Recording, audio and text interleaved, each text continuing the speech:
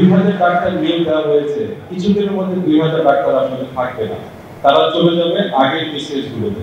কারণ আমি জুনিয়র হয়ে থাকবো না তো, আমি 45-এ চান্স পেয়েছি, 46-এ পেয়েছি, 47-এ পেয়েছি, কথার কথা বলছি, এসে 48-এ চান্স পেলাম। তাহলে এখানে 48-এ পরে যদি আবার আমার 45-এ চান্স পাই, তাহলে আমি 48-এ থাকবো। কারণ 48-এ ডাক্তার তো আমাকে 45-এ ডাক্তার হিসেবে সিনিয়রিটি মেইনটেইন করতে হবে। সো আমি অটোমেটিক্যালি 45-এ চলে যেতে চাইবো, এটাই সহজাত প্রবৃত্তি।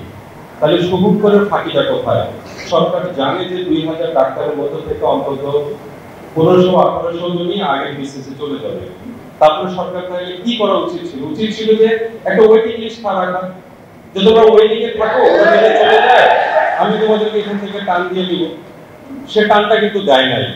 ইভেন আরো ফাঁকি আছে, আমি জানি না যারা চান্স পেয়েছে তারা কত মার্কস পেয়ে চান্স পেল, আর যারা বঞ্চিত হয়েছে কত কম পেয়ে বঞ্চিত হলো, সে মার্কসও কিন্তু আমরা পাই না।